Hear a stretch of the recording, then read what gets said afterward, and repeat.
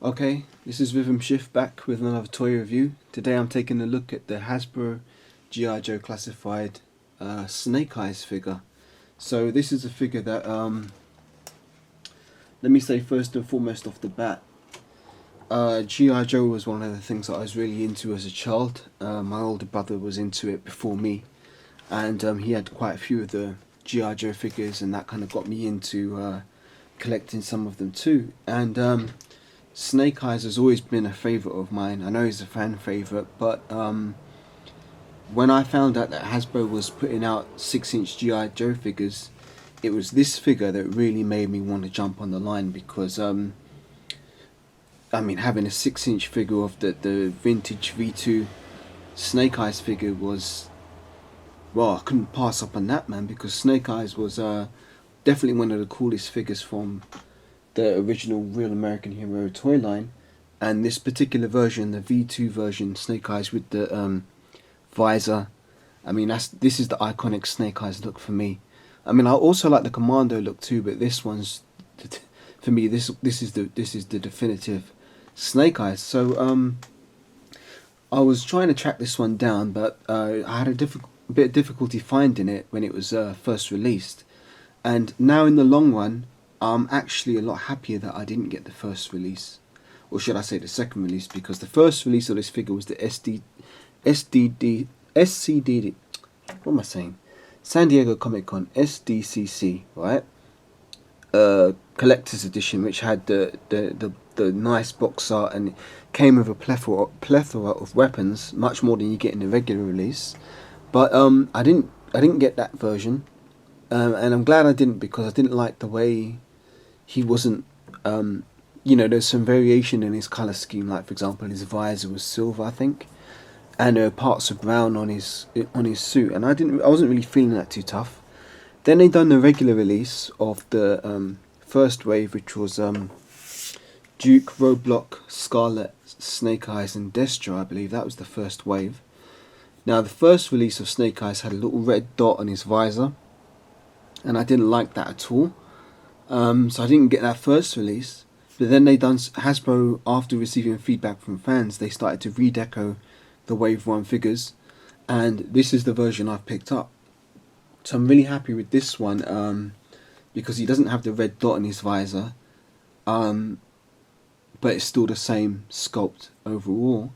So let's take a look at this. Let's start with the packaging. As you can see, I've already taken this out of the package because I've had this figure before I'm doing this review. But here's the packaging. So it says G.I. Joe Classified Snake Eyes, and the portrait of Snake Eyes on the box there is pretty awesome. Now what I've found is that, and it goes around the side there, and it's got even got Timber there. Don't know if you can see at the bottom, but Timber Wolf is there. Now the thing I found about this G.I. Joe Classified packaging is that there's a wide, quite a how do you say? There's a lot of variation between the caliber of the box art portrait. I mean, some of the box art portraits just look shit, like really poorly realized pieces of artwork, whereas some of them can look excellent. So Snake Eyes is one where it looks excellent, and on the back of the box you get this awesome montage shot of many of the G.I. Joe characters, and this, I mean, this is such a joy to behold, man, because we've got it really takes me back to the 80s. You've got Duke, you've got Snake Eyes, who I'm reviewing now, you've got Scarlet, Roadblock, Gung Ho, which is interesting. They've got Gung Ho shown in his traditional blue colours here, but the figure we got, actually, he has a brown sort of what do you call it, vest on. Yeah, he's got a brown vest on, but that can be rectified with the upcoming Valorverse Action Force. They're releasing an upgrade kit for Gung Ho, which I've got on pre-order, which actually has the blue vest and a correctly shaped hat to make him look more like the vintage Gung Ho. Although I do like the figure we got with the Classified, but those little touches will help. Then you've got Destro over there. Got some Trouble Bubbles over there. You've got the Cobra Red Ninjas here. Was that can never remember, is that Cobra Rattlesnake? Well, you got the His Tanks there. Cobra Fangs, Alley Vipers at the top. What else we got there? Sky Strikers. Yeah, you got so much going on in this picture, man. And obviously you've got Cobra Commander. You know, he's possibly one of my favourite characters all throughout G.I. Joe. But it's just a really awesome image. I mean, I actually had to scan this and print this out to have as a little poster to put on my wall because it's just such an awesome image. So that's the packaging, and out of the packaging, I give it, you know, top marks. Although there's one thing I don't like. It doesn't contain the file card, the bio for the characters. All you get is these symbols. And Hasbro expects you to go to their website and to log on and to, you know, follow all these links to find out what the hell these symbols mean. I can't be bothered with all that shit, man. Just give us the flipping bio, or just don't bother, man, because I ain't got time to be jumping through hoops to get information about these characters, which for the most part I already know because I was a big fan of the 80s toy line and I remember the file cards. But it would be nice if it's actually included on this modern update packaging. So let's take a look at the figure. Here Snake Eyes is, and as I said, he doesn't have the red dot on his forehead, which is great. If I'd have got the first release, I'd have probably painted that out myself, because why has he got a red dot on his forehead? I mean, you've got the Arashikage symbol here on his chest. Don't know if you can see it there, that little red part there. It's Arashikage, and he's also got it on his sword sheath there, the Arashikage symbol. And he's also got it on his belt here. If you can see that, which is nice. Now this Snake Eyes, let's start with the tape. Let's start with how tall he is.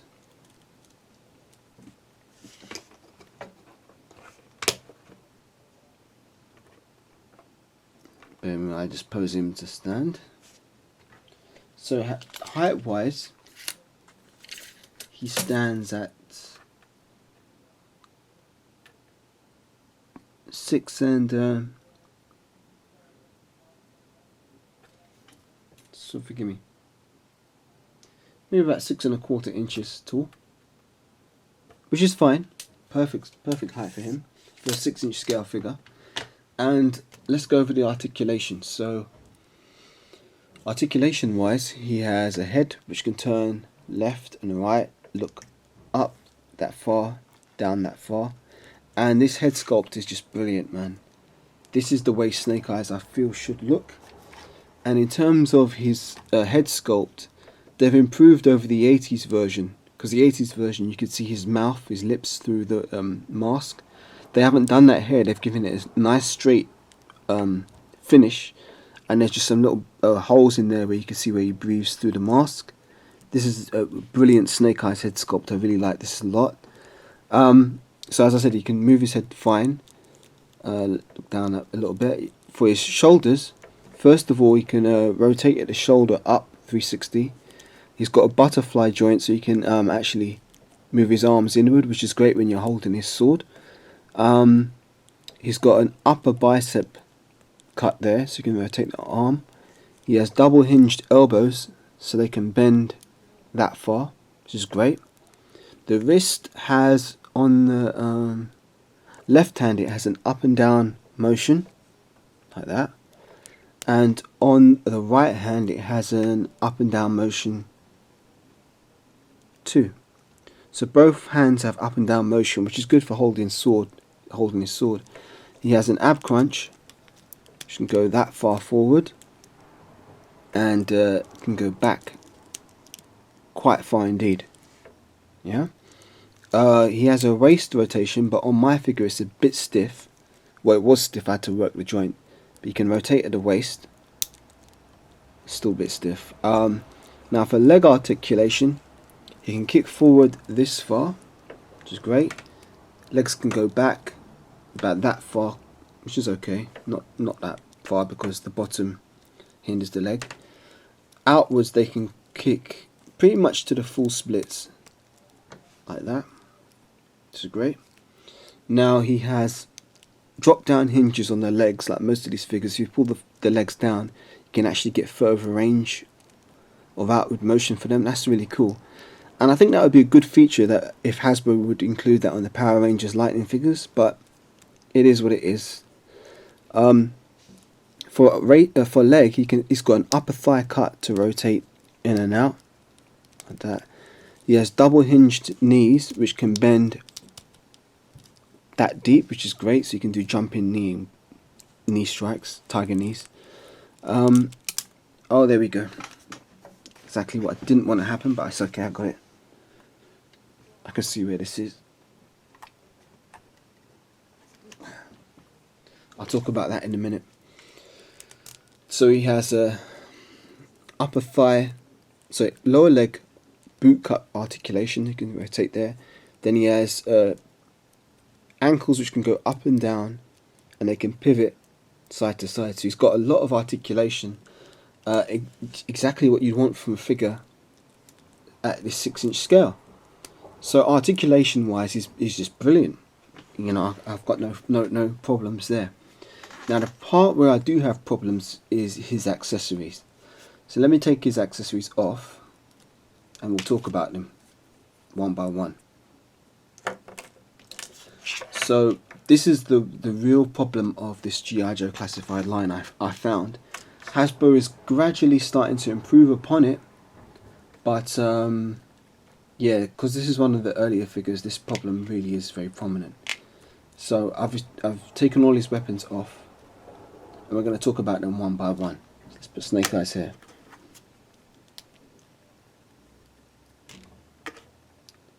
So the problem with this figure is his accessories. So let's start with the good. First of all, he comes with his Delta pack. I believe that's what it was called in the vintage toy line. Now this is fine. It you know, it looks like a regular backpack, but it has a peg hole on the side, and it's got a pin which drives into his back. Now actually there is a bit of a fault with this, because what you'll find is with Snake Eyes, he has, like most G.I. Joe classified, a hole in the back, but he's wearing this is called a bandolier, which he has the grenades on. Well, that means that the backpack has to thread through the bandolier and then into his back. Now it does go through like that, and it holds okay, but it's, you know, if you was to wiggle it a bit, it would come loose. Now my thought is that what they've actually done is they've not made the peg hole long enough. The peg itself, if the peg was longer than, say, what it is here, it would go further into the body and it would hold more securely, but the peg is quite small. And you tend to find this on figures which have overlaid body armor, such as Firefly or Beachhead. That tends to be a problem, because with the bulkiness of the body armor and the shortness of that peg, it doesn't really clip into the back very securely. But that's that. Now that's okay. He then comes with right. So he then comes with his sword, which is brilliant. This is very much like the vintage 80s Snake Eyes toy sword, and that's great. He can hold it very well. But it also comes with a sheath, which is also good, and it's shaped to fit this style of sword. The sword can slide in it very easily, and it's pretty secure in there. And as I mentioned before, you've got the Arashikage symbol on the sheath. Now the sheath has a peg hole. This peg hole can either go into this back Delta pack here, and that fits in nicely and secure, and then you can plug it into Snake Eyes' back, like so, and he looks cool. He looks like the vintage toy, because he had the sword on the side. Or alternatively, you can take this out and you can plug this directly into the peg hole in his back if you just wanted to carry the sword, and that holds okay like that, if you want to have that type of look for your Snake Eyes. So you've got some options, which is nice. So the sword is cool, that's fine. Let's see how it looks in his hand. So you can put it in the hand fairly easily.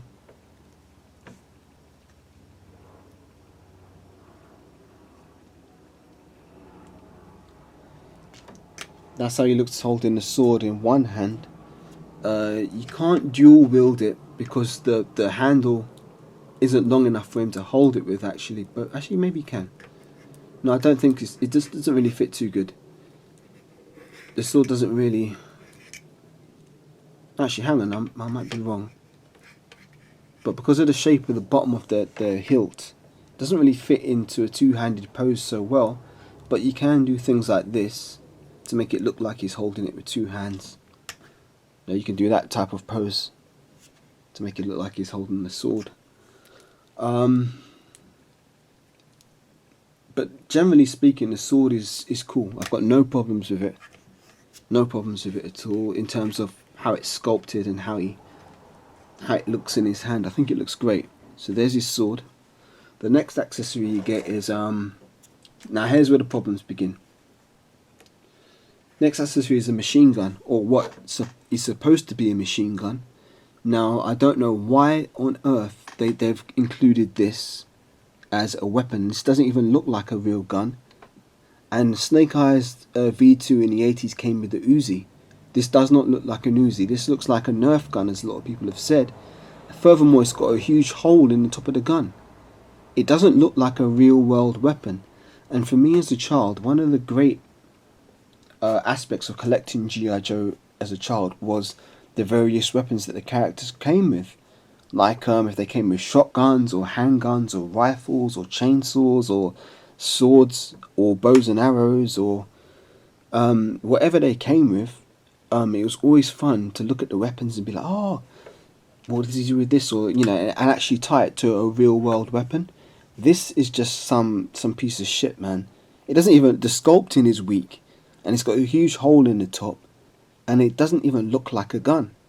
And this is what pissed me off when I got this, because I'm like, what the hell is this, man?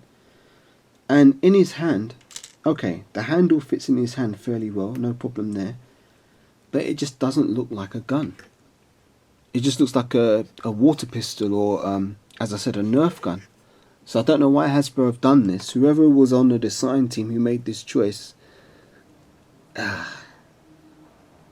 was a bad choice, man. And a lot of fans have complained about this, the weapons not being realistic. But what you can do with this gun is, since it has a hole in it, you can put the sword in the sheath, and then you can put the peg hole for the sword into the gun, like that, and then you can put the peg hole for the gun into the backpack, so Snake Eyes is carrying more accessories on him, and then you can plug this into his back.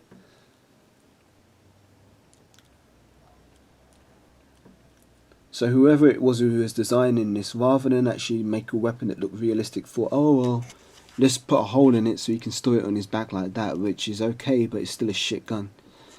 So that's a problem. That's a real problem.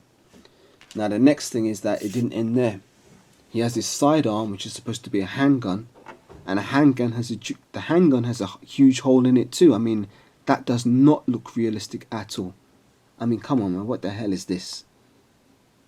This is just a piece of shit, man. It doesn't even look like a real gun. If you can see it there. It just looks like a piece of shit. So this can be held in Snake Eyes' hand, and it has a huge gaping hole in it. So that does not look realistic. What weapon on earth has a huge hole in the middle of it like that? That's fucking shit, man. But it does come with a silencer, which is probably one of the better things, better of his accessories. Now the silencer can be clipped on the barrel of the gun like that, so it looks like this, but you still have this huge gaping hole, which is just shit. Really, really, really bad design choice by Hasbro. Now when you think about it, there's no need for it to have this peg hole, because he has a holster for his gun. So the design choice is redundant, because you don't need to put the gun on the peg hole of the backpack, because he actually comes with a holster where the gun slides in there. So the gun slides in there, which is good. It looks good and it's secure. And the silencer also slides in there. So that actually looks decent. It actually looks better in his holster than it does in his hand, because at least in the holster you don't notice the huge gaping hole in the middle of the gun. So the final weapon he comes with is a knife, Now this is another fault. The knife looks like this, which looks like a butter knife. It doesn't really look like a knife that you'd be, stabbing someone with. Look at this, a very soft sculpt. Doesn't even have a point at the end, but he can hold it in his hand.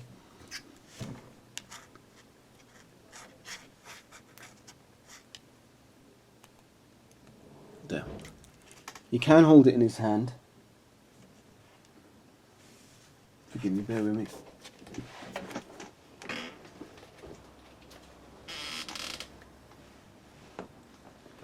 Right, so Snake Eyes can hold the knife in his hand. It looks okay, but it would be nice if it looked a bit more like a real combat knife. But he can also put it in his knife sheath, which is on the side of his left leg, and it fits in there nicely. Now the thing about this redeco Snake Eyes is that, is that they've made the knife sheath easier to slide in, because some people complained on the regular retail release version of Snake Eyes that the knife sheath was too tight to actually slide the knife into. So they've made it larger, but that comes with a problem too, because if you play with this if you actually play with the figure, the knife falls straight out. Like as soon as you turn him up any kind of way, the knife just falls straight out of the sheath. Now, the reason why this is a problem is because it means that if you use the knife in the sheath, it's very easy to lose the knife, because they've made the hole too wide now. First it was too tight, now it's too wide. So that's something to be careful of if you're posing this figure. The knife is very easy to lose, so I'd recommend storing this separately when you're not going to put it in his hand. If it's not in his hand, then store it safely, otherwise this piece will be very easy to lose. So that covers all of his accessories. So I guess now it's time to move on to my actual final verdict. So my final verdict for the figure is that the figure itself is brilliant. I have no problems with this figure whatsoever.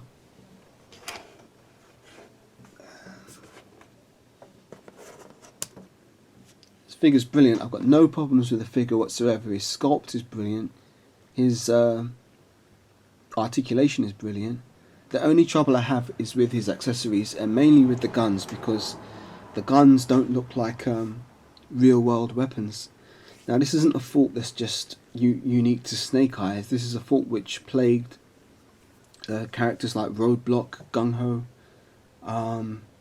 until recently, where they've started actually trying to give us some more realistic weapons.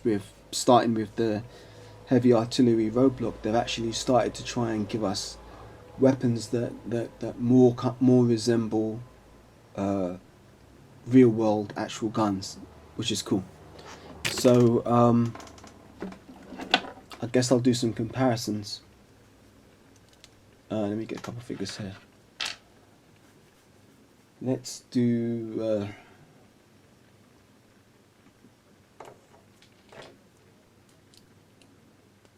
I'll just use what I've got to hand. So I'll do some comparisons. So here we have let's put Gung-Ho in the scene.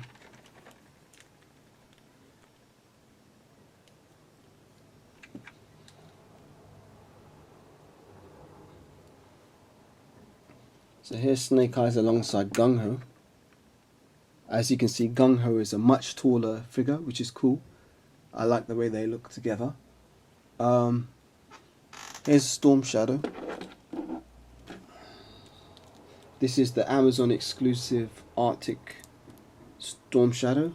I think this is the Wave 3, so the V3 Storm Shadow from the vintage toy line.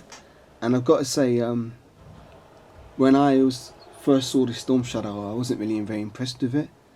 But actually, in hand is actually a really cool figure. I'm still patiently awaiting the V1 and possibly even the V2 Storm Shadow from the 80s to be made into classified. But this is a nice one to have anyway. I think is a cool figure. Let's get some Cobra Ninjas in there maybe.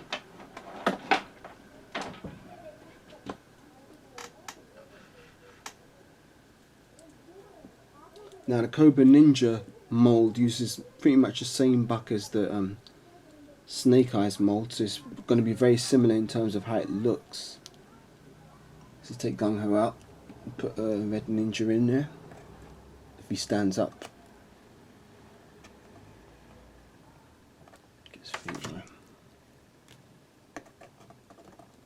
There we go. So there's a Red Ninja. They look cool. You know, all the ninjas to get from that have been released so far together. Let's put something different in there for just a general comparison, I suppose. We'll put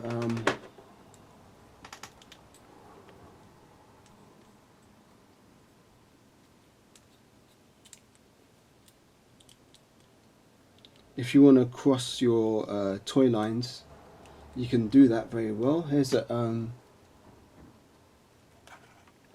Power Rangers Lightning Collection Red Ranger. They fit in scale nicely. So if you wanted to cross G.I. Joe over with Power Rangers, you could indeed do that. So they fit very well together. So yeah, all in all, my final thoughts are, this is a really good figure, and it was the first figure I got out of the G.I. Joe classified line, and even though the weapons were very disappointing, as soon as I got this figure I knew of a surety, look man, I need to be collecting G.I. Joe classified, because the feeling of nostalgia that I get from owning this figure, and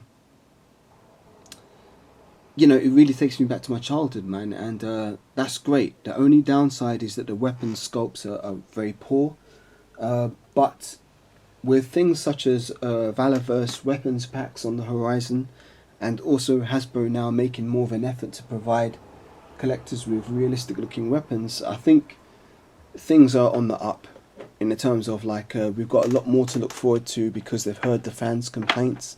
So I think that will be a good thing going forward, or a nice rectification going forward. I'd just like to show this little wolf I got here. I think this is a Papal wolf. I just picked it up from Amazon ages ago, before the Snake Eyes and Timber 2-pack was revealed. So I was using this little wolf as a stand-in for Timber, which was fine, but we've got a much better version of Timber on the horizon with the is it the Arctic Commando Snake Eyes, which I've got on pre-order. I'm still waiting for my order to be fulfilled by Hasbro Pulse, but until then this little wolf will stand in as a Timber. So it's fine, and even when Timber comes, this might just be another wolf in the background. So yeah, there's my review of the G.I. Joe classified Snake Eyes figure, the redeco version. I hope that's been helpful and helped you to decide if you'd like to get this figure or not. I'd certainly recommend him. Even with the flawed weapons, he's still one of my favourite G.I. Joe classified figures. So, and even with they brought out a new version of the Snake Eyes movie, the Snake Eyes movie figure. Even the sculpting on that figure doesn't even look halfway near as good as it does on this one. So yeah, I hope that review's been helpful, and take care, and on to the next one.